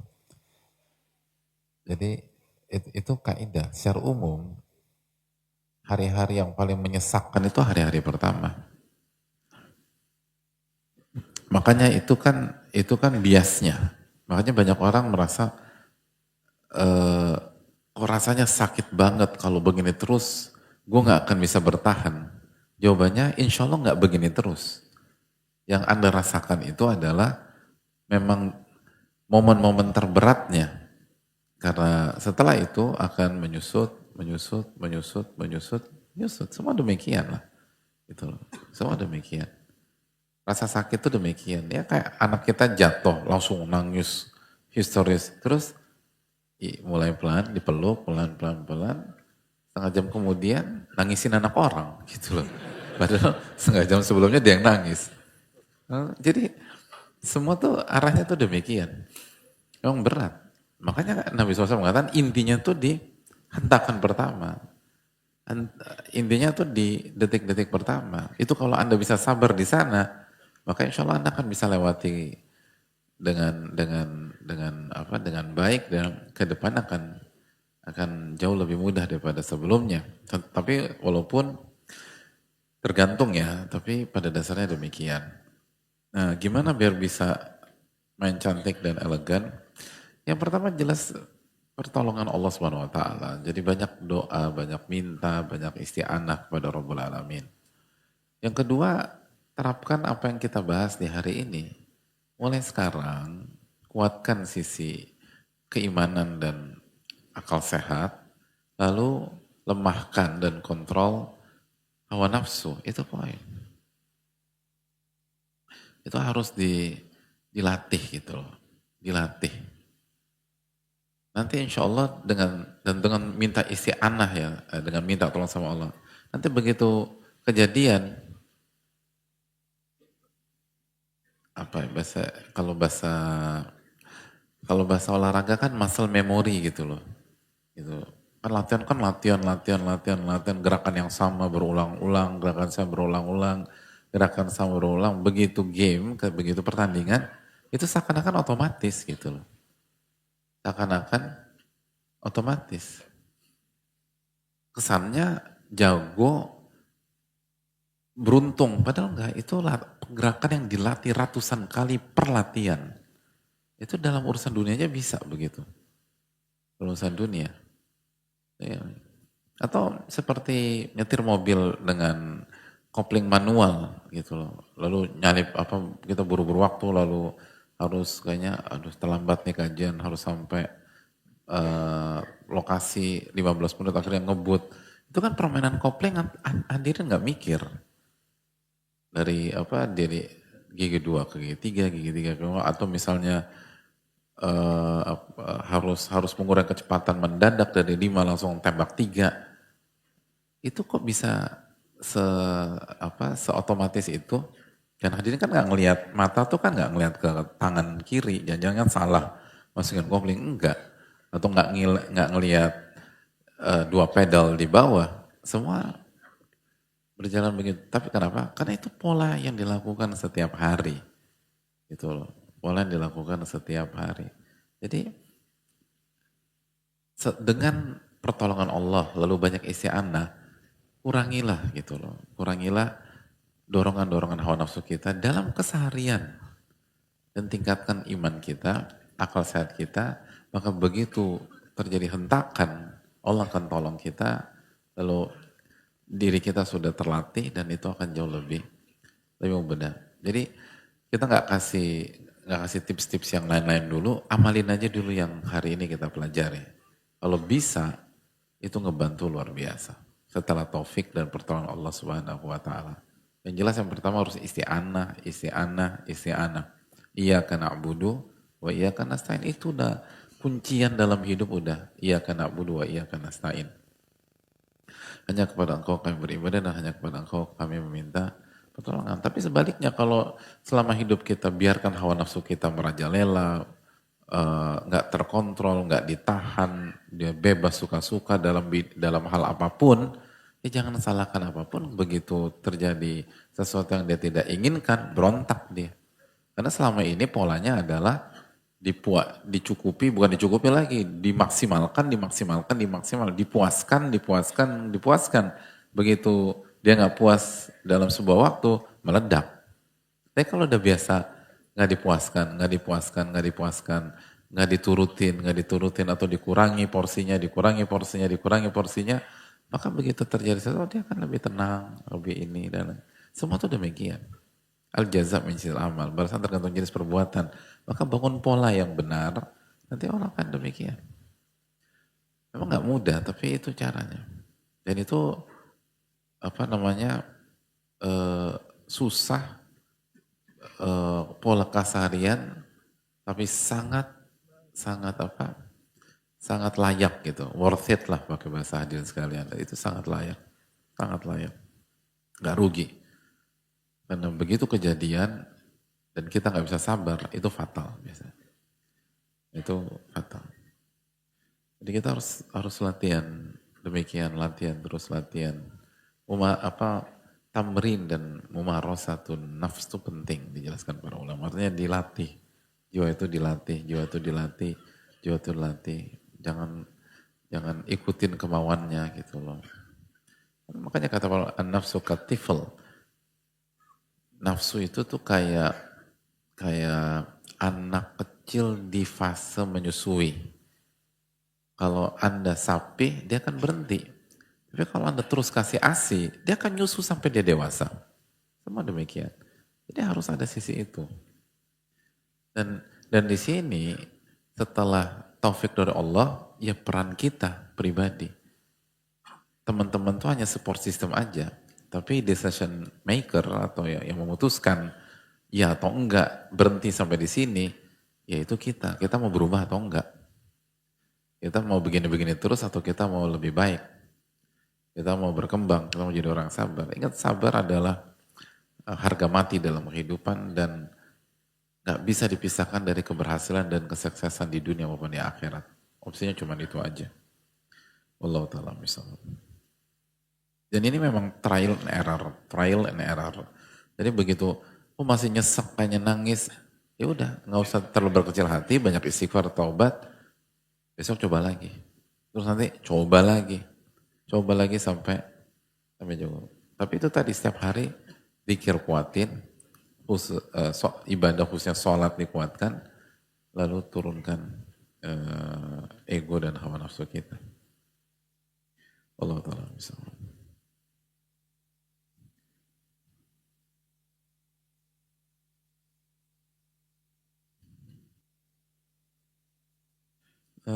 Assalamualaikum Ustaz dan tim diberikan kesehatan, kelancaran dalam menjalankan tugas. Amin wa iyyakum. Mohon maaf jika belum dapat mengechat sesuai adab dan peraturan. Sama-sama mohon maaf juga. Saya nggak usah sebut namanya ya. Beliau seorang wanita, usia saat ini 36 tahun. Yang ingin saya tanyakan mungkin tidak terkait dengan pembahasan, tapi semoga dapat Ustadz dan tim dapat menjadi pengantar dari Allah untuk saya. Saya ingin bertanya apakah ada di Ustadz dan tim program hidup normal? Program hidup normal. Jujur saya butuh bantuan untuk hidup normal. Dapat makan 3 kali sehari, berolahraga, sholat tepat waktu, membaca Al-Quran, mendoakan diri sendiri, mendoakan orang tua, mengunjungi makamnya, bekerja dengan baik, berinfak, sedekah, berzakat. Senormalnya seorang hamba dalam menjalani kehidupan di dunia untuk menunggu kehidupan di akhirat. Saya bisa dibilang terlalu banyak teori dan tidak dapat menjalankan praktik. Saat ini saya juga dalam keadaan minus ekonomi, minus dalam berpikir positif dan kemampuan diri sendiri, minus dalam fisik. Jika ada program hidup normal, saya mungkin tidak dapat membayarnya dengan uang, tapi saya mampukan sebagai pekerja. Sebelumnya terima kasih atas pesan yang telah dibacakan. Semoga Ustadz nanti menjadi salah satu hamba Allah sebagai pengantar. Wafaqanallahu wa iyyakum. Hadirin Allah muliakan, hidup normal tuh gini loh hadirin. Hidup normalnya seorang muslim itu bisa jadi nggak normal gitu loh. Bisa jadi tidak normal karena orang tuh beda-beda gitu loh. Beda-beda gitu loh. Itu yang pertama. Yang kedua, agak keluar sedikit ya dari yang menurut. Semua orang yang berhasil itu hidupnya tidak normal. Gitu. Coba lihat semua orang, apalagi semakin sukses seseorang, di level semakin tinggi tingkat kesuksesannya, semakin gak normal hidupnya. Beneran. Makanya orang-orang bertakwa itu hidupnya gak normal. Makanya kayak para ulama, sebagaimana dijelaskan oleh Syekh Shalih Utsaimin, hafizahullah, wahjur awaidahum. Kalau ingin jadi penuntut ilmu sejati, orang yang bertakwa sejati, maka berbedalah dengan pola normal manusia. Itu. Semua demikian. Karena kalau pola hidup kita normal, maka hasilnya pun juga normal. Gitu. Kalau hasilnya normal, berarti kita average rata-rata orang-orang yang lain. Maka gimana biar orang itu sukses, latihannya tidak normal, belajarnya tidak normal, pola hidup nggak normal. Benar nggak sih? Benar, semua demikian gitu. Emang ada atlet papan atas dunia yang latihannya normal? Nggak ada. Semua atlet papan atas dunia latihannya nggak ada yang normal. Bahkan latihannya nggak normal jika dibandingkan atlet profesional lainnya. Padahal atlet profesional udah nggak normal gitu loh. Jadi nggak normal kuadrat atau kubik mereka itu. Saking nggak normalnya. Dietnya, itu nggak ada yang normal. Pola hidupnya, ada yang tidur 5 kali sehari. Coba hadirin, sehebat-hebat hadirin, bermadhab tidur, yang bisa tidur 5 kali sehari. Itu atlet 5 kali sehari tidurnya. Tapi bukan kayak kita yang tidur nggak bangun-bangun, enggak. Nanti tidur, bangun, latihan, makan, tidur, bangun, latihan, makan, tidur, latihan. Itu kan ada kita normal begitu. Ya nggak mungkin lah. Semua demikian. Jadi jangan berpikir normal. Berpikir itu bagaimana bertakwa semaksimal mungkin, dan orang yang berhasil tuh nggak normal. Itulah. Ya sama misalnya orang bertakwa di 10 hari terakhir Ramadan. Emang normal hidupnya? Enggak. Iktikaf terus, atau yang nggak iktikaf cari Lailatul Qadar habis-habisan, kan nggak normal itu. Ingat, kalau kita ingin punya hasil istimewa, maka proses dan usahanya pun juga harus istimewa. Demikian. Dan istimewa itu berarti nggak normal, di atas normal gitu, di atas standar itu. Makanya ini yang perlu kita camkan. Makanya kata Nabi SAW apa? Badal Islamu ghariban. Wa sayaudu ghariban kama bada fatuba lil ghuraba. Islam itu datang dalam kondisi asing. Dianggap gak normal. Dan nanti akan kembali asing. maka beruntunglah orang-orang yang dianggap asing. Itu tadi. Tapi bukan eksklusif ya, enggak.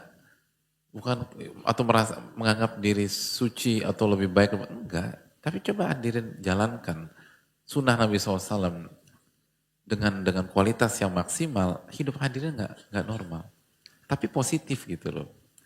Tapi baik sama orang, terus ngebantu dan lain sebagainya, itu poin. Terus yang kedua, jamaah sekalian Allah muliakan, misalnya tadi beliau ekonomi lagi minus dan lagi ini, lalu kondisi normal itu berinfak, sedekah, berzakat. Nggak harus demikian. Karena itu tadi Allah berfirman dalam surat Al-Isra 84 ya. Allah mengatakan, Qul kullun ya'malu ala syakilatih. Qul kullun ya'malu ala, katakanlah setiap orang itu beramal sesuai dengan kondisinya masing-masing gitu loh. Jadi kalau kita lagi nggak punya uang, nggak usah memaksakan diri berzakat gitu loh. Kondisi kita ketika bedakan antara bertakwa ketika kondisi lagi nggak punya uang dan bertakwa dalam kondisi punya uang, itu beda. Dan kita nggak usah membebankan di atas kemampuan kita. Tapi ada pun punya cita-cita, suatu saat nanti aku ingin jadi muzaki, orang yang berzakat, itu bagus. Tapi nggak harus demikian. Gitu. Wong juga ada sebagian ulama memilih hidup miskin. Gitu loh. Kalau para sebagian ulama memilih hidup miskin, itu kan ada kemungkinan besar ada pengaruh dalam amal hartanya, tapi mereka cover dari amalan-amalan yang lain. Jadi setiap orang tuh beda-beda, nggak bisa disamain. Dan Nabi SAW bersabda apa? I'malu fakullun muyassarun lima khuliqalah. Beramallah dan setiap orang akan dimudahkan sesuai dengan apa yang ditakdirkan untuk dia. Jadi takdir kita ini beda-beda. Jangan jangan punya obsesi hidup tuh sama dengan si A, sama dengan si B, sama dengan si C. Beda hidup itu. Kita beramal dan fokus pada kondisi kita dan apa yang dibukakan untuk kita. Sama kan masih ingat kan ketika Imam Malik dikritik oleh Abdullah, nama besar gitu loh. Abdullah Al-Umari. Lalu apa kata, karena dianggap kurang dalam ibadah, kurang dalam sholat dan seterusnya. Apa kata Imam Malik? Bahwa Allah qasamal a'mal kama qasamal arzak. Allah itu membagi-bagikan peluang beramal soleh atau membagi-bagikan amal-amal soleh kepada manusia sebagaimana Allah membagi-bagikan harta atau rizki. Ada yang kaya, ada yang miskin dan seterusnya. Sama. Amal tuh ada yang jago di tahajud, ada yang jago di puasa sunnah, ada yang jago di infak sedekah. Itu biasa. Jadi kalau kita jagonya di tahajud kuat, tapi kalau puasa lapar terus, jam 8 pagi gitu loh. Lapar banget. Tapi kalau Ramadan enggak, ada orang kayak gitu loh. Kalau Ramadan tuh, tapi kalau begitu puasa sunnah, aduh berantakan dia. Bisa jadi memang itu tadi, pintu yang Allah bukakan buat kita itu di sholat, bukan di puasa sunnah. Ya udah ridho aja. Walaupun dicoba dulu dan seterusnya. Tapi kalau memang ada orang demikian, atau orang dibukakan di puasa, di tahajud, tapi nggak dikasih kaya sama Allah SWT. Jadi nggak bisa berinfak, nggak bisa berzakat. Tapi dia bisa jadi Jadi amil, dia bisa mendistribusikan zakat dan seterusnya, bisa ngebantu butuh ini ada yang butuh, kasih tahu. Jadi setiap orang tuh beda-beda dalam hidup fungsinya dan kita harus ridho dengan apa yang Allah bukakan kepada kita dan harus terus positif gitu loh. Harus terus positif. Kata orang ikhlas kan in kana fisikoya kana fisikoya wa in kana fil hirosa kana fil hirosa. Orang yang beruntung itu apa sih? Kalau ditakdirkan dan ditempatkan di perbatasan untuk menjaga, dia akan jaga. Dan kalau ditempatkan di sesi konsumsi, lalu nimba-nimba air, dia akan kerjakan itu. Kata Nabi SAW, itu orang yang beruntung. Orang beruntung itu. Jadi itu nggak punya ambisi yang bukan takdir dan bukan makom yang dikasih sama Allah Subhanahu wa taala. Jadi kita nikmatin dan kita seneng gitu ngeliat orang lebih hebat dari kita dalam bidang A, bidang B, bidang C. Kan kita satu tubuh hadirin. Masih ingat nggak sabda Nabi SAW? Kamathalil jasadil wahid. Seperti satu tubuh gitu loh. Seperti satu tubuh gitu loh. Nah bisa jadi kita memang perannya tuh jadi apa? Jadi kepala, ada yang jadi rambut, ada yang jadi hidung, ada yang jadi mulut, ada yang jadi dagu, ada yang jadi leher gitu loh. Ada yang jadi jempol tangan, ada yang jadi jempol kaki. Nah yang jadi jempol kaki jangan minder. Susah loh kalau kita nggak punya jempol kaki. Coba aja 2 hari gitu loh. Oh itu setengah mati jalan, berantakan kita tuh. Jadi walaupun tempatnya paling rendah jempol kaki gitu loh. Tapi fungsinya dan kegunaannya tuh penting. Nah kalau antum jadi jempol kaki, antum nggak usah bermimpi atau terlalu obses jadi jari kelingking tangan, nggak usah. Beda-beda kita itu loh. Atau apa obses jadi jari manis gitu loh. Karena jari manis pakai cincin misalnya. Terus apalagi terus antum maksa jadi antum pengen pakai cincin juga gitu. Padahal antum jempol kaki. Nggak cocok gitu loh. Nggak cocok. Jadi kita tuh peran tuh beda-beda. Nabi SAW udah bilang kita ini seperti satu tubuh. Ya udah ada yang jago ini, jago itu, jago itu. Bersinergi, kolaborasi gitu. Nggak usah ngiring-ngiring atau pengen deh hidup normal. Karena bisa jadi gitu tadi. Bisa jadi ya hidup normal versi kita ya sekarang. Tapi kita apa namanya kita anggap diri kita nggak normal dalam tanda kutip ya.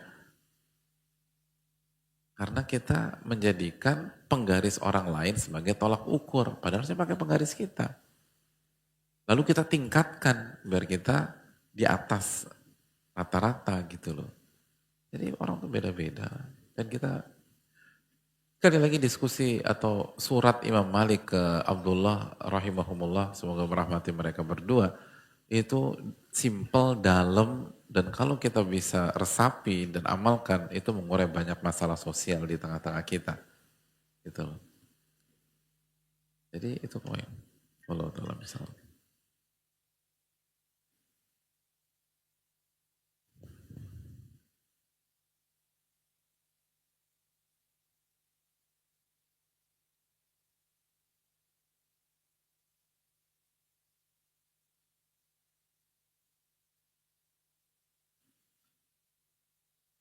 Assalamualaikum warahmatullahi wabarakatuh. Waalaikumsalam warahmatullahi wabarakatuh.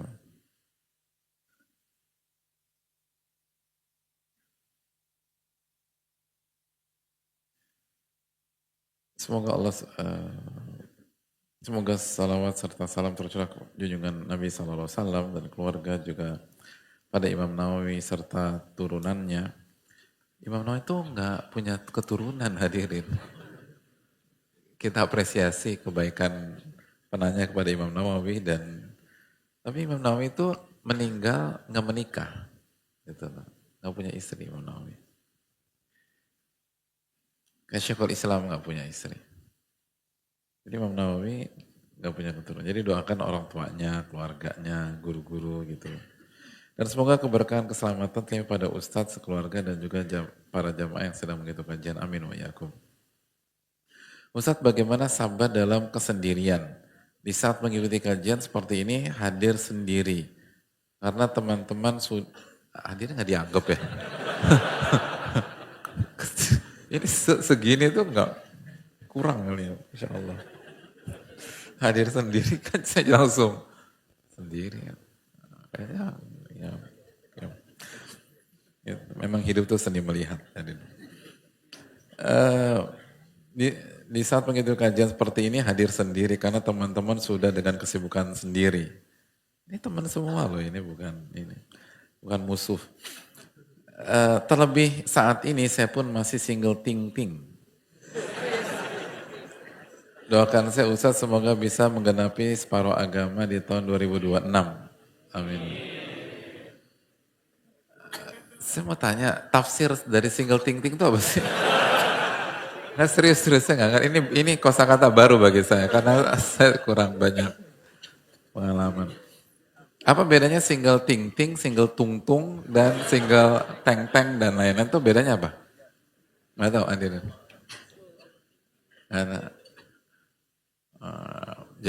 Jadi beliau sampaikan dengan kamus beliau sendiri ya, agak susah kalau begitu. Oh perjaka ting-ting ya mungkin ya dulu ya perjaka ya ting-ting, istilah ya. Iya ya, jadi single sekarang. Bagaimana sabar dalam kesendirian ya menikah gitu loh. Jadi sabarnya berdua. Gak sendiri lagi sabarnya berdua. Itu salah satu opsi syar'i yang tepat. Itu yang pertama, kalau belum bisa menikah, puasa. Fa'alaikum bisyam fa'innahu lahu wija, kata Nabi SAW. Lalu hadirin, sekali lagi, pentingnya punya lingkungan, dan gak usah ribet-ribet gitu. Mulailah dari 1 sahabat, 2 sahabat, 3 sahabat. Setiap kita dibukakan pintu yang berbeda-beda oleh Allah Subhanahu wa taala, tapi jangan sendirian. Kan kata Nabi SAW, ar-raqbu syaiton gitu. Waraqibani syaitonan wa thalathatu rukab au kama qala Nabi SAW. Satu orang yang melakukan perjalanan itu syaiton, kata Nabi SAW. 2 orang itu 2 syaiton. 3 orang baru itu musafir. Maksudnya apa? Maksudnya melakukan perjalanan sendirian itu rentan menjadi korban syaitan. 2 orang masih rentan korban syaitan. Yang cukup aman kalau 3. Secara umum demikian. Jadi itu memang pembahasan tentang safar. Jadi safar itu nggak direkomendit untuk pergi sendiri. Nggak direkomendit ya. Bukan haram tapi nggak direkomendasi. Kecuali kalau darurat nggak ada yang bisa diajak sekali. Ya udah tawakal Allah. Tapi harus extra miles untuk hati-hati. Harus lebih hati-hati lagi. Tapi begini loh, kata Nabi SAW, hidup di dunia itu, kun fid dunya ka'annaka gharib au abirus sabil. Hiduplah di dunia dalam kondisi seakan-akan Anda orang asing atau Anda musafir. Jadi filosofi hidup di dunia itu seperti filosofi ketika kita sedang safar. Jadi kalau safar yang mungkin sehari, 2 hari, 3 hari, 4 hari dan seterusnya, atau 80 km dan seterusnya, itu saja tidak direkomendasi berjalan sendirian. Apalagi kehidupan yang puluhan tahun, lalu Anda jalankan sendirian, gak rekomendasi. Gitu loh. Nabi SAW aja mengatakan, mamin nabi, tidak ada satu nabi kecuali dia bersama hawariyun. Kecuali bersama sahabat-sahabat dan orang-orang yang mendukung mereka. Walaupun ada mustathnayat, walaupun ada pengecualian, tapi secara umum tuh Nabi tuh hidup berjuang tuh bareng-bareng gitu loh. Itu Nabi alaihi wassalatu wassalam, manusia-manusia terbaik. Walaupun ada Nabi yang nggak punya pengikut, tapi secara umum tuh demikian. Jadi kalau Nabi saya demikian, masa iya kita enggak gue sendiri aja segala macam, susah. Butuh kebersamaan. Makanya Allah mengatakan dalam Al-Kahfi 28, wasbir nafsaka ma'alladzina yad'una rabbahum bil ghadati wal asyi yuriduna wajhah. Dan sabarkan diri Anda bersama orang-orang yang senantiasa berzikir, berdoa, beribadah siang dan petang dalam rangka mencari wajah Allah Subhanahu wa taala. Dan jangan pernah memalingkan mata Anda dari mereka karena Anda menginginkan kehidupan dunia. Itu poin. Kita suruh bersama orang-orang yang menjaga keikhlasan, orang-orang bertauhid, dan kita harus sabar ketika bersama mereka. Dan jangan berpaling, gak boleh berpaling loh. Jadi sekali lagi, itu perintah dari Allah SWT dan larangan dari Allah SWT dalam surat Al-Kahfi 28. Penting banget gitu. Terus yang berikutnya saran saya, hati-hati dengan target tahun gitu loh. Pokoknya target anak nikah 2026. Jangan, parameternya tuh bukan tahun gitu loh. Parameternya itu calon gitu loh.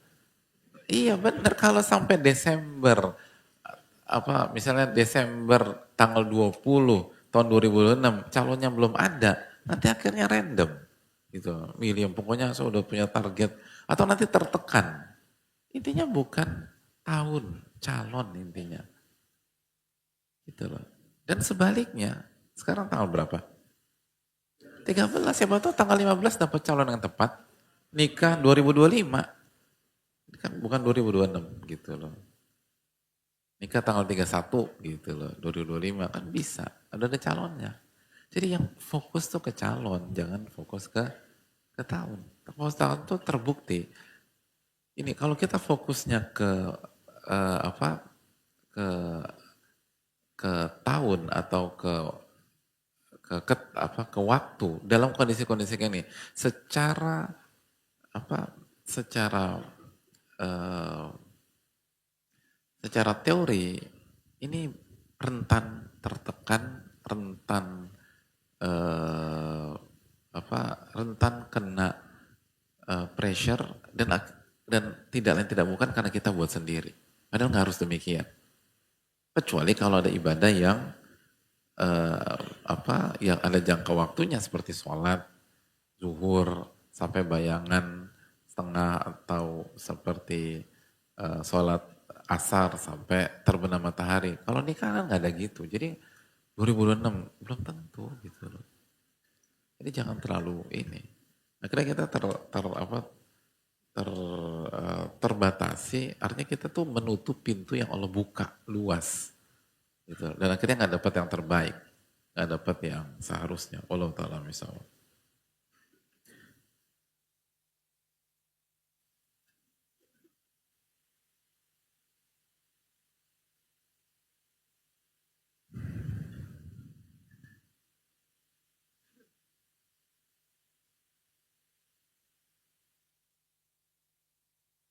Assalamualaikum warahmatullahi wabarakatuh. Waalaikumsalam warahmatullahi wabarakatuh. Semoga Allah senantiasa menjaga para ulama kita, ustadz, keluarga, para hadirin, serta kaum muslimin secara umum. Amin wa iyyakum. Izin bertanya Ustadz, ketika kita ingin menempuh jalan self-improvement atau self-development, kita sering terlupakan atau tergoda oleh niat-niat lain seperti pujian, harta, tahta, menikah, ataupun harga diri atau kepentingan pribadi. Bagaimana caranya untuk selalu istiqomah dalam keikhlasan kita di jalan ini untuk Allah Ta'ala dan surganya. Mohon nasihatnya. Jazakallahu barakallahu fikum barakallahu.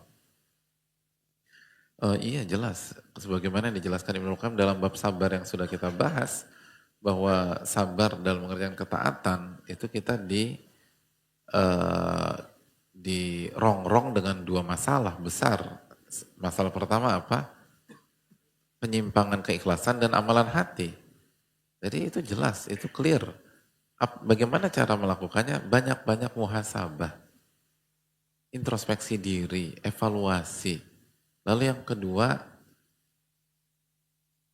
punya sahabat dan punya lingkungan yang saling menasehati di atas kebenaran dan kesabaran. Itu penting. Karena memang nggak mudah untuk membaca diri sendiri, susahnya minta ampun. Makanya noda di fisik kita saja, secara umum kita butuh cermin, itu fisik gitu loh. Lihat, itu butuh cermin. Apalagi noda di hati, seperti motif, keikhlasan, niat, intention dan seterusnya, itu seringkali susah untuk didiagnosa dengan diri kita sendiri. Seringkali kita butuh dibacain oleh orang. Makanya tadi kita bilang butuh lingkungan. Karena betul evaluasi, tapi nggak semudah itu. Manusia itu lemah, makanya mukmin adalah mir'atu akhi. Mukmin itu adalah cermin dari saudaranya. Kita tuh butuh itu. Gak mudah. Sangat sulit gitu loh. Sangat sulit. Makanya hadirin Allah muliakan,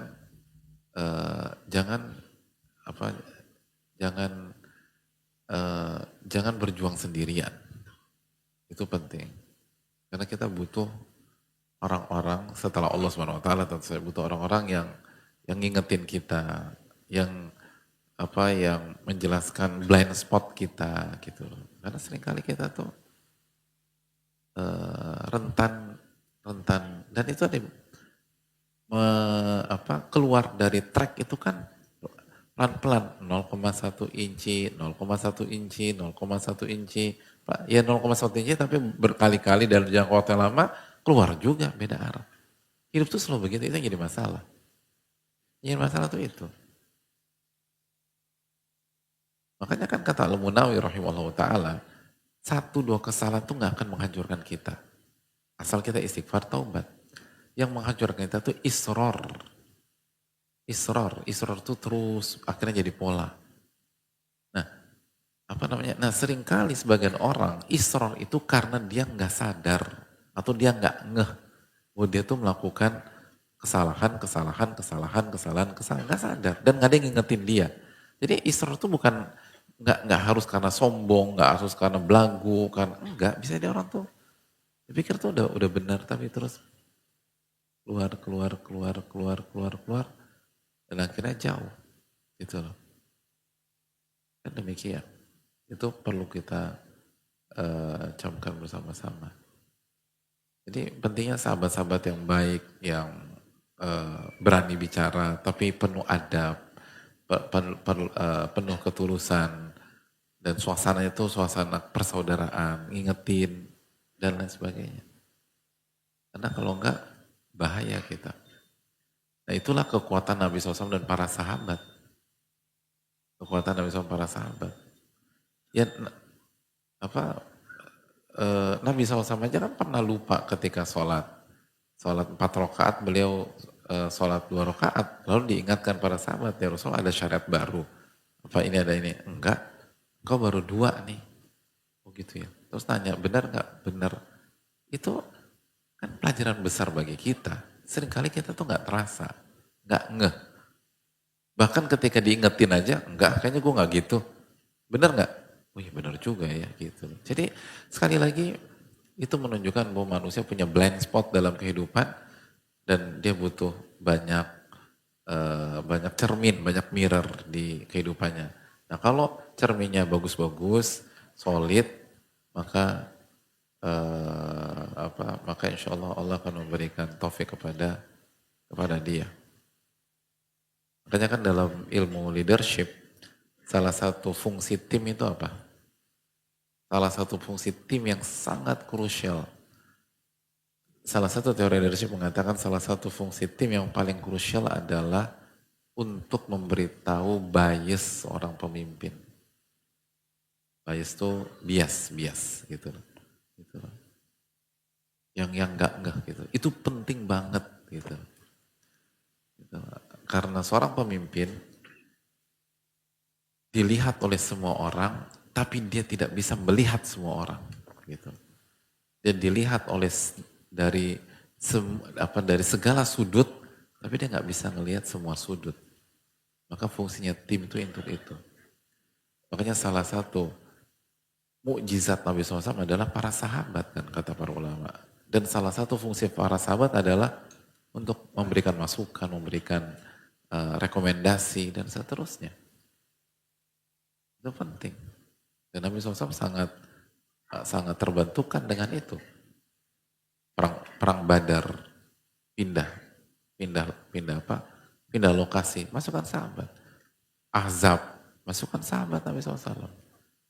Lalu Hudaybiyah, masukkan Ummu Salamah radhiyallahu istri. Jadi Nabi SAW punya tim yang sangat solid. Gitu. Sehingga hal-hal seperti itu tuh kejaga gitu loh. Nah, kita seringkali nggak punya itu. Padahal ilmu kita pas-pasan atau baru berubah. Makanya jangan sendirian. Bangun persahabatan yang solid karena Allah Subhanahu Wa Taala itu penting banget. Gitu. Penting banget, serius. Karena kalau nggak berat ke depan. Sana syuddu adudaka bi akhik kata Allah. Kami akan dukung Anda melalui saudara Anda. Saudara itu kekuatan. Sahabat itu kekuatan. Teman seperjuangan itu kekuatan. Makanya ketika Nabi Musa diminta berhadapan dengan Fir'aun, yang diminta Nabi Musa apa? Waja'al li waziran min ahli Haruna akhi, kata Nabi Musa. Ushdud bihi azri. Ya Allah, aku meminta kepada engkau teman seperjuangan dari keluarga saya. Kalau boleh request, orangnya Harun. Agar engkau mendukung aku melalui beliau. Itu Nabi Musa. Top 5-nya manusia. 5 besarnya manusia. Ulul azmi minar rusul. Nabi Musa alaihissalam. Itu masih minta teman seperjuangan. Kita enggak, anda bisa sendiri, enggak perlu, anda biasa mandiri. Kita enggak ngerti kehidupan kalau demikian. Kehidupan tuh terlalu pelik untuk dihadapi sendirian. Kita butuh pertolongan Allah, lalu pertolongan orang-orang soleh atau soleha kalau kita perempuan yang ada di tengah-tengah kita. Sebagaimana kita harus jadi teman bagi pihak lain. Dan kalau kita jadi teman harus berani bicara. Tapi dengan penuh adab, kesantunan, dan seterusnya. Dan disitulah kita akan saling menguatkan satu dengan yang lain. Saya rasa cukup sampai di sini karena waktu sudah habis. Jazakallahu khairan. Subhanaka wa bihamdika, la ilaha illa anta, astaghfiruka wa atubu ilaik. Assalamualaikum warahmatullahi wabarakatuh. Syukran. Makasih. Makasih. Syukran. Makasih.